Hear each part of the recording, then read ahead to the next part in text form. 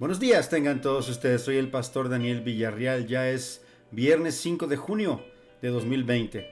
Gloria damos al Señor por su fidelidad, seguimos en casa, bueno, algunos ya salieron, a mucha gente anda en la calle, esperemos no vernos afectados y que nuestro Dios bendiga a nuestro México. Dice el Salmo 34, ustedes, pueblo fiel del Señor, canten salmos y alaben su santo nombre.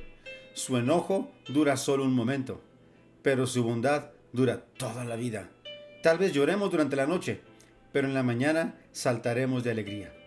Señor mi Dios, no puedo quedarme callado. Siempre te daré gracias. Damos gracias al Señor porque es un Dios bueno. Bueno, hoy 5 de junio se festeja ya el 53 aniversario de esa famosa Guerra de los 6 días, del 5 al 10 de junio de 1967. Israel, pues, estaba siendo atacado por unos países vecinos. Obviamente, pensando un poquito, al menos 4 países: Egipto, Siria, Jordania, Irak. Líbano participó un poco también, pero vemos como el Dios de Israel es un Dios poderoso. ¿Sí? Ya días anteriores, semanas anteriores, se había visto una escalada.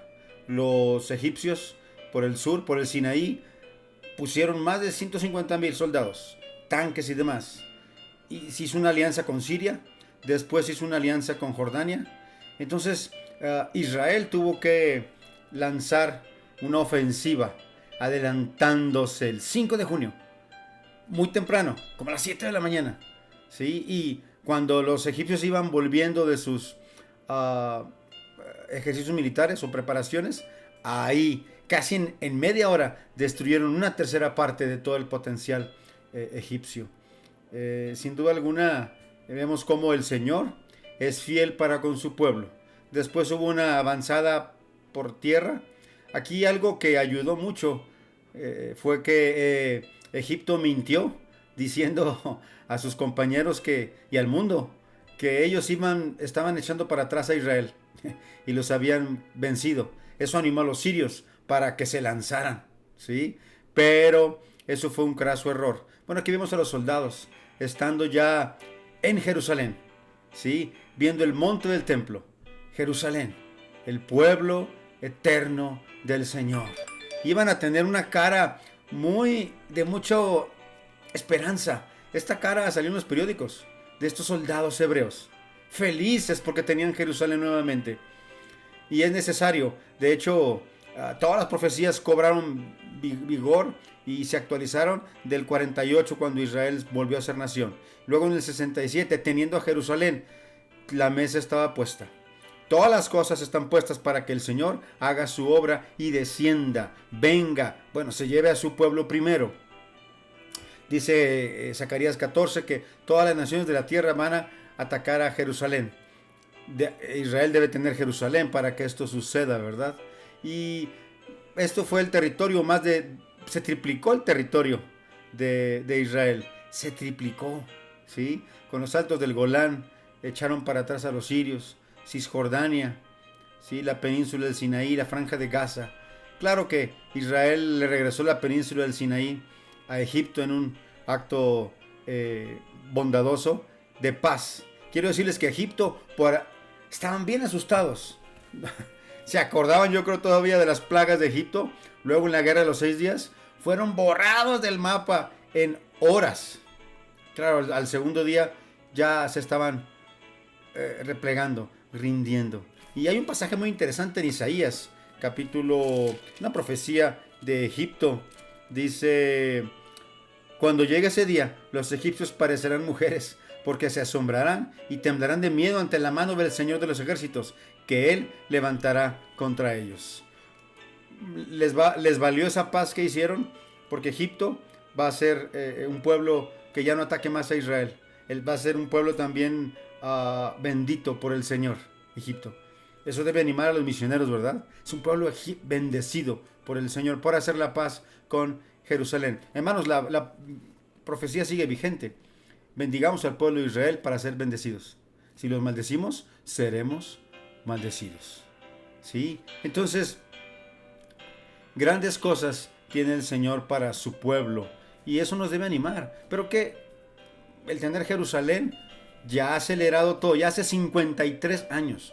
Pero este pasaje me gusta mucho recordarlo hoy porque hay mucha gente que dice, la iglesia ha reemplazado a Israel. Se le llama como la teología del reemplazo. Israel, la Biblia sigue hablando, no seamos tropiezo ni para Israel, ni para la iglesia, ni para los gentiles. Siempre habrá estos tres tipos. La iglesia del Señor, los redimidos en Cristo. Judíos no han conocido a Cristo. Los judíos que conozcan a Cristo, pues se brincan a formar parte de la iglesia. Y los gentiles, ahí se quedarán. Si llegan a conocer a Cristo, vienen a formar parte de la iglesia. Fíjense cómo dice Jeremías 31, 35 al 36. Así ha dicho el Señor, cuyo nombre es el Señor de los ejércitos, el que ha puesto al sol la ley de alumbrar durante el día, y a la luna y las estrellas la ley de alumbrar de noche, el que agita el mar y hace que rujan sus olas.